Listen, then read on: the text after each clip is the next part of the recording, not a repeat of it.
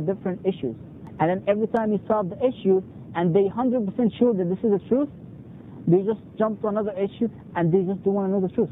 And at the end, most of the response we get, كَذَلِكَ وَجَدْنَا آبَاءَنَا يَفْعَلُونَ.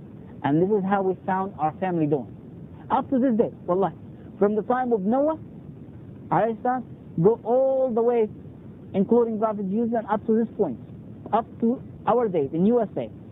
If you speak to someone and you show him everything that he needs to know, and he got everything and he's 100% sure, he say, well, you know what? My mom and my dad, I was raised that way. I mean, you know, my father, he'd been doing this all his life. My mother been doing this all his life. Or my father took me to church, and the people of the church, that's all they said. Or this is where I found this my family doing. And the Quran explained that and said that many times. Allah says in the Quran, كَذَلِكَ وَجَدْنَا آبَاءَنَا يَفْعَلُونَ. And this is how we found our family, and that's what they were doing. And Allah tried to make some comments. Says, what about if your family was wrong? And it's simple. What if your family was wrong? Wouldn't you want to know the truth? What if your family made a mistake and they took the wrong way? Wouldn't you want to know the truth? So, going back to Prophet Ibrahim alayhi salam, that was the common sense. Also, another miracle was when he was thrown into the fire, he was saved from the fire. So there's two miracles. But the main miracle he used to speak was common sense. And that's the main miracle. There's other miracles for Prophet Ibrahim, but the main miracle was to common sense. Now, go to Prophet Muhammad alayhi salam, the final messenger, and the seal of all prophets. And as we said in the beginning, Quran is the miracle of Islam. It's not the only miracle in Islam, it's one of the main miracle in Islam. So Allah challenged the people in that miracle. If you don't think Quran is the right religion, you don't think Quran is the truth, it's not from God, bring a book like it. Now, before we go into what Allah challenged the people, let's go about the Arabs at that time.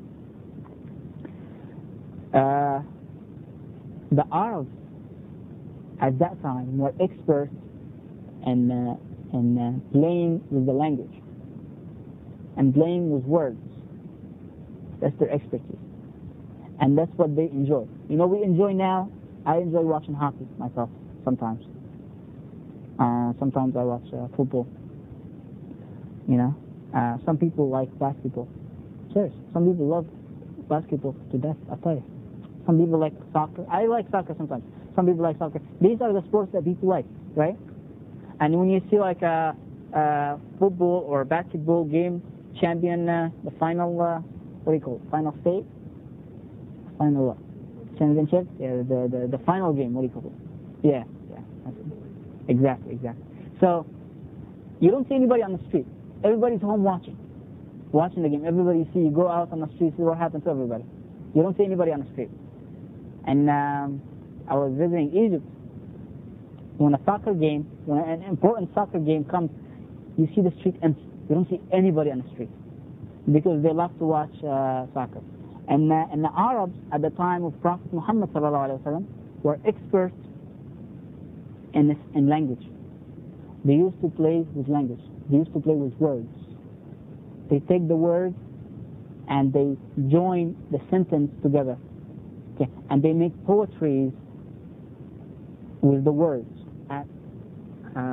I would say unlike any other language on earth, Arabic language, you'll be able to play with it in a very fashion way. It's unbelievable what you can do with Arabic language. Just probably for people who play chess and see the moves and how the moves reflect on the play, will see how important the Arabic language as a sport compared to the Arabs. Next week, inshallah, we'll speak about this. سبحانك اللهم وبحمدك أستغفرك وأتوب إليك والعصر إن الإنسان لفي خسر الذين آمنوا وعملوا الصالحات وتواصوا بالحق